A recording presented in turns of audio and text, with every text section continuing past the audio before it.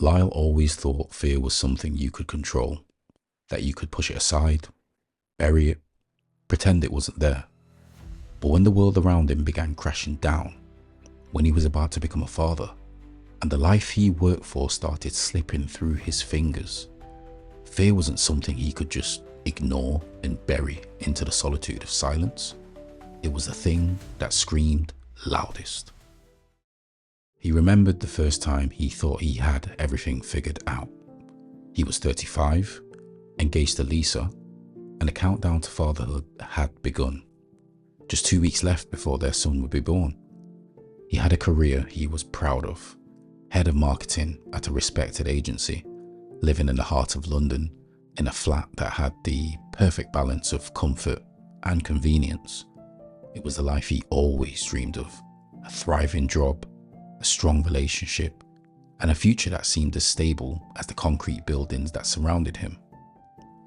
He and Lisa were happy, and he liked to think that he was on the right path. He didn't let the stress of work or life weigh him down too much, always putting on a face for her. He wanted to be the rock, steady, dependable, the one who could manage anything. Sure, there were sleepless nights ahead, but he could handle it. He could handle anything, as long as he kept his head straight. He had always been the type of person to keep pushing forward, to fix things, to solve problems. But the thing about fear is that it doesn't ask for permission to enter. It just comes, uninvited, when you least expect it, like the distant rumble of thunder creeping across the horizon of a hot summer's day. Then it happened. The email came on a Tuesday, a week before they were due at the hospital. It wasn't personal, they said. They were restructuring. But that didn't matter. In an instant, he was standing at the precipice of the unknown, facing a future he hadn't prepared for. His hands shook as he stared at the screen, reading the words over and over, as if somehow he could change the reality by rereading it. The world he had built was suddenly shifting beneath him, and all he could feel was fear. Fear for the future, fear for Lisa, fear for the baby. He wasn't just afraid of losing his job, he was afraid of everything else that could fall apart with it. Before that email, his life was a well-oiled machine.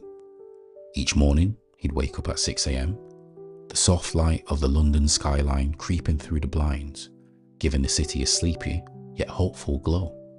He'd kiss Lisa good morning before she went back to sleep, her belly round with their unborn son.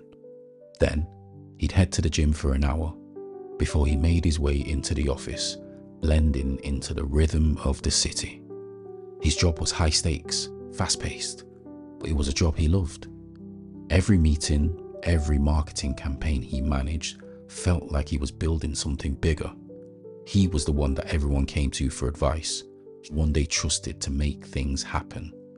He and Lisa had been together for over 5 years, and their relationship was built on a foundation of mutual respect, humor, and a shared dream of building a family. They talked about their future all the time, where they'd go on holiday, how they'd decorate their son's room, even the silly names they were considering. She seemed set on Ethan, her late grandfather's name, though Lyle was thinking Noah. That aside, there was always a plan, a direction they were moving in, and it was easy to think that things would always stay this way. They were building a life, step by step, brick by brick. Even with the stress of impending fatherhood, he felt in control. He had the stability of his job, the support of Lisa, and the future of their family on the horizon. Yes, he'd had long hours and difficult clients, but he thrived in that environment. It was his comfort zone. He liked to think of himself as the person who could juggle it all without breaking a sweat. He told himself that whatever came their way, they'd be ready for it. He thought he had it all figured out, until the world pulled the rug from under him. The email came late in the afternoon as he was wrapping up a meeting with his team. His phone buzzed on the desk and he saw the subject line before he even opened it.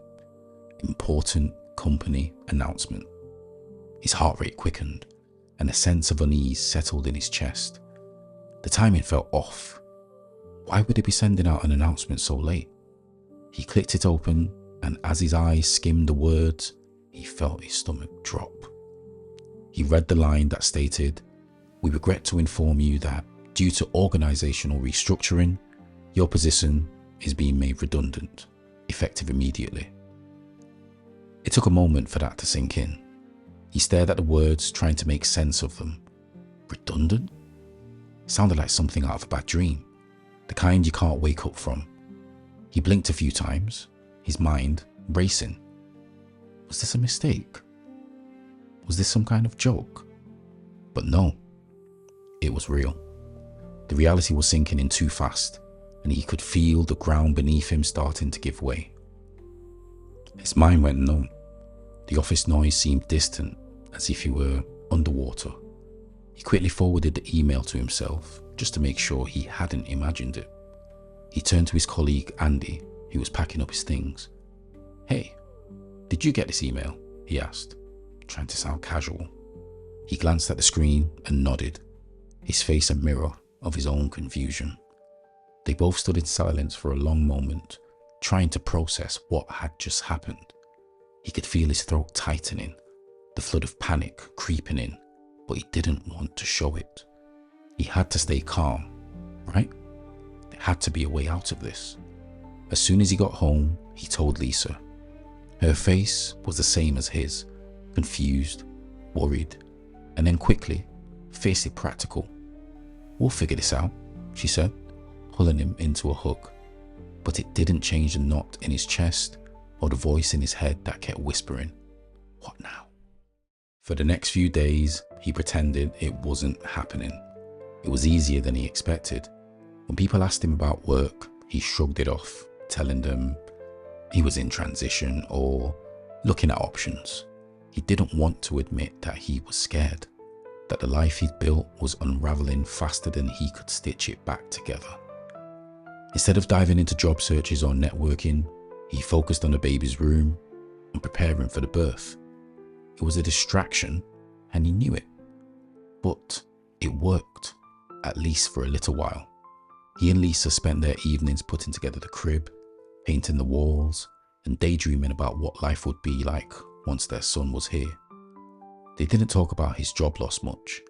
It felt easier to focus on the immediate joy of becoming parents than to face the looming anxiety of what losing his job meant for them.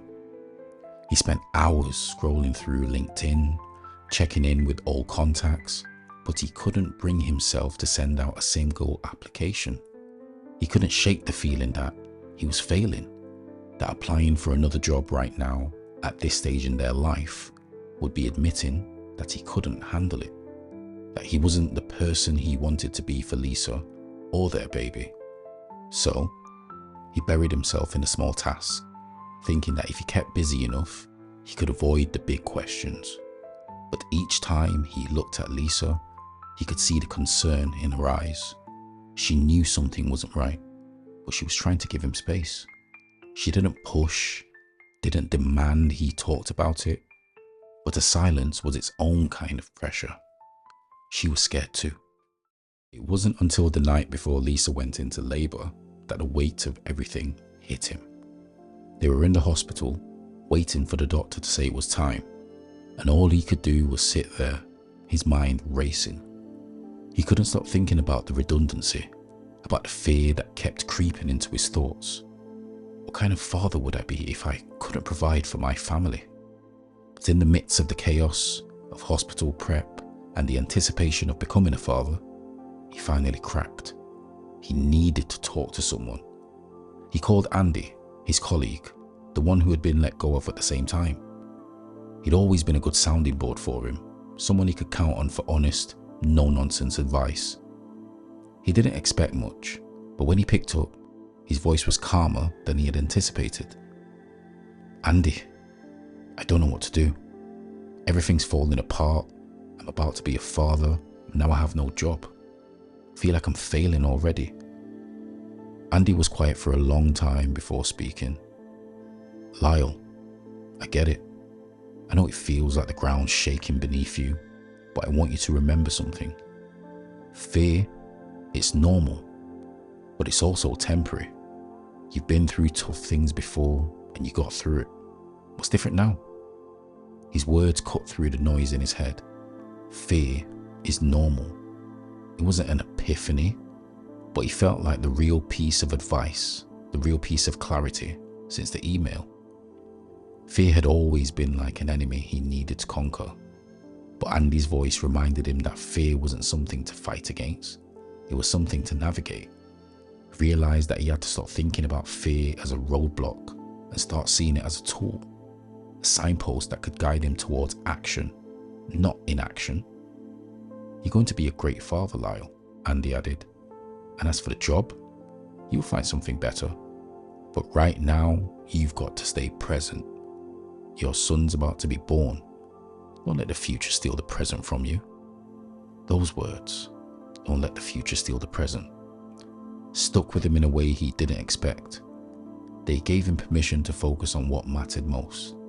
Being there for Lisa, being there for their son, and accepting the fear instead of running from it. The next morning, as Lisa's contractions intensified and she gripped his hand, he realized something. He was crossing a threshold. No longer could he pretend that everything would work itself out. No longer could he avoid the fear or dismiss it. The day he became a father was the day he chose to face his fear of failure head on. He could no longer ignore it or try to suppress it. The fear wasn't going anywhere, but neither was he. Watching Lisa breathe through the contractions, her face twisting in pain, yet focused, was a wake-up call. She wasn't afraid of the pain. She was leaning into it, trusting her body, trusting the process. And for the first time since the redundancy, he felt like he could do the same. He could trust the process, even if he didn't have all the answers right now. He could show up, be present, and take it one step at a time. When their son finally arrived, healthy and crying, he felt a rush of emotions that he wasn't ready for. He was overwhelmed with love, relief, and awe. But amid all that, the fear still lingered. How would he manage this? How would he provide for his family? But in that moment, he also felt something else. Quiet resolve. Fear was there, yes, but it wasn't controlling him. He didn't have to have it all figured out right away. His son had just entered the world, and he was about to enter a new phase of his own. The next few weeks were a blur.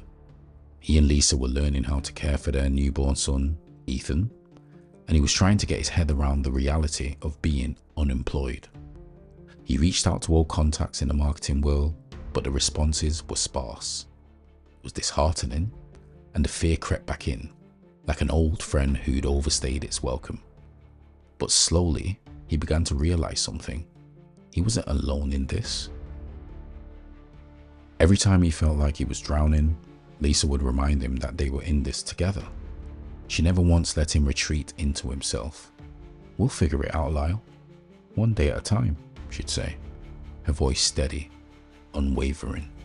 It was her way of saying that no matter what happened with his career, they had each other. And then there was Andy. A few weeks after their phone conversation, he called out of the blue. "How you holding up, man?" he asked. "I'm trying," Lyle replied, feeling defeated. "I'm looking for work, but it feels like nothing's coming through." "Don't give up. You're not defined by your job, Lyle. You've got skills, the experience, and you've got a family who needs you to be strong." That simple phone call reminded him of something he'd lost sight of in his worry. His identity wasn't wrapped up in his job. He wasn't just the head of marketing. He was a father, a partner, someone who could handle the ups and downs.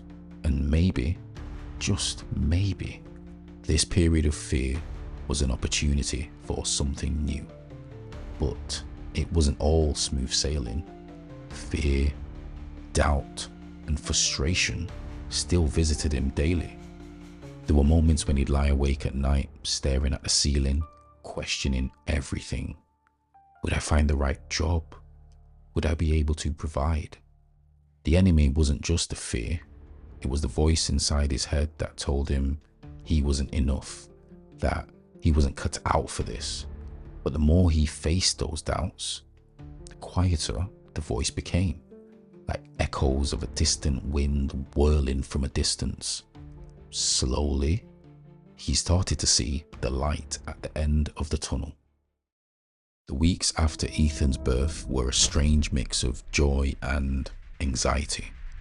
Every time he held him, his heart swelled with love, but the weight of his unemployment was never far from his mind. He'd wake up in the morning already feeling a tightness in his chest as he thought about the day ahead. What should I be doing? I should be looking for work. But he also needed to be present for Lisa and Ethan. The pressure mounted, and he found himself torn between two worlds, the world of his family and the world of his future. It was in these quiet moments, often late at night, when the fear felt most intense.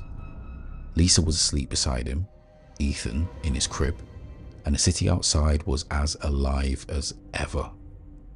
He couldn't help but think about what he'd lost and what he feared he would never regain. What if I couldn't get another job? What if I wasn't good enough? Every unanswered email, every rejection seemed to chip away at his confidence. The turning point came during one of those nights. He was sitting in the living room, his mind racing. He had just finished another job application, but he couldn't shake the feeling that he wasn't enough, that somehow the career he'd built was slipping through his fingers. His thoughts circled around in an unrelenting loop until he remembered Andy's words. Fear is normal. You've been through tough things before and you got through it. It wasn't just a fear of losing his job anymore. It was the fear of losing himself. The fear that he couldn't be the person he wanted to be, not just for Lisa and Ethan, but for himself. That fear, the one that threatened to paralyze him, was finally staring him in the face, and he had to decide, was he going to let it control him, or was he going to confront it head on? The ordeal came a few days later, when he and Lisa sat down to talk about their finances. The reality of his job loss had finally caught up with them, and the weight of it was overwhelming. He'd been avoiding this conversation for weeks, hoping things would get better on their own, but now it was undeniable. Bills were piling up, and the uncertainty of their future loomed over them like a storm cloud. The job search wasn't going well. There were no offers, no interviews lined up, and with every passing day, he felt more and more like a failure. He could see the worry in Lisa's eyes, the way her smile didn't reach her eyes anymore. They both knew the pressure was mounting. He wanted to be the man who could reassure her, who could tell her everything was going to be okay. But all he could do was stare at the numbers on the page, feeling smaller with each passing second. I don't know what to do, Lyle, Lisa said, her voice trembling. I know this isn't easy for you, but I can't carry this alone. We need to figure this out together. The tears that welled up in his eyes were more than just frustration or fear. They were a realization. He had been so focused on the fear of failure that he hadn't realized he wasn't facing this challenge alone. He and Lisa were a team, and he needed to trust her, trust them, instead of carrying the weight of it all on his own. He had to let go of his pride and admit that it wasn't just his future at stake, it was his family's. He finally broke down, telling Lisa everything he had been holding in. The pressure, the fear of not being good enough, of failing her, of failing Ethan. No longer could he keep pretending that he had it all together. In that moment, he realized something fundamental. This wasn't just about fear of losing a job. It was about fear of losing control, of not being able to provide the life he had always imagined for his family. And the truth hit him harder than he expected. I didn't need to have it all figured out right now, he thought. What he needed was to be present, to be vulnerable, and to accept the help and support that was available to him. The breakthrough didn't come in the form of a job offer or a miracle. It was in a form of clarity. He spent the next few days reflecting on everything he'd been through, everything he'd feared. The fear was still there, but now it felt different. Instead of a paralyzing weight, it was a catalyst for change. He started to see his fear as something to work with, not against. He wasn't defined by the job he'd lost. He was defined by how he chose to move forward. He began to embrace the uncertainty, knowing that there was value in the journey, even if he didn't know where it would lead. He reached out to more people in his network, asking for advice, learning new skills, and even considering career paths he had never thought of before. One evening, after a long day of applying for jobs and catching up with old colleagues, he and Lisa sat down for dinner, their little one happily asleep in his crib. For the first time in weeks, he felt a sense of peace. Not because everything was perfect, but because he had stopped fighting the fear. Like Lisa, he had learned to lean into it and take action, one step at a time. In that quiet moment, he realized that being a father wasn't just about providing for his family in the traditional sense. It was about being present. It was about showing up, even when he didn't have all the answers, even when he was afraid. That was enough. He looked at Lisa and smiled. We'll figure this out. Together. It wasn't long after that breakthrough moment that the first signs of hope began to trickle in. The weight of the redundancy was still there, still a part of his everyday life, but he no longer felt consumed by it. He was more intentional with his time, more focused. He took action, no matter how small. He woke up earlier each morning, spent time updating his CV, sending applications, and attending networking events. But it wasn't just about finding a job anymore. It was about creating a life where he felt balanced, where his fears didn't control him, and where he was fully present with Lisa and Ethan. It wasn't easy. There were still days when he felt defeated. The job market was competitive, and every no was a reminder of how far he had to go. But something inside him had shifted. The fear that once paralyzed him had become the fuel to push him forward, to keep going, even when things didn't look promising. Lisa noticed the change in him too. She saw him engaging more, being less withdrawn, and smiling more often. There was a calmness in his demeanor that hadn't been there for a while. They started talking more openly about the future, about what kind of life they wanted to build for Ethan. The conversation shifted from panic to possibility. Even if they didn't have all the answers yet, they had each other, and together they could make it through anything. That was the moment he realized that the real road back wasn't about finding the perfect job or solving every problem in one go. It was about learning to walk through life with a sense of trust, patience, and resilience. It was about understanding that they weren't waiting for life to fix them. They were building it together, step by step, brick by brick. Just as he felt like he had started to gain some control over his emotions, the final test arrived. The company he had been interviewing with for weeks suddenly made an offer. It was a great opportunity, but it was also a huge decision. The offer came with a catch. He'd have to relocate to Manchester, hours away from London. He and Lisa sat in a living room, the weight of the decision hanging between them. On one hand, the job was exactly what he had been searching for, challenging, rewarding, with great benefits. On the other hand, it would mean leaving everything behind, their family, their friends, and the life they had started to build in London. The fear surged again. What if this job takes me away from my family? What if I'm making the wrong decision? What if I'm making another mistake?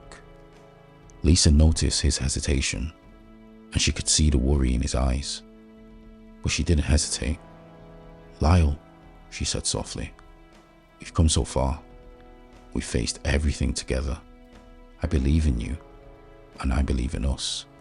If this job is the next step for you, then I'm with you.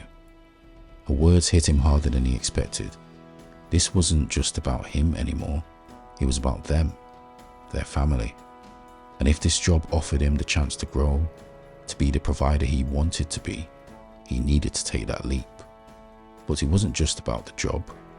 It was about the transformation he had undergone in the process.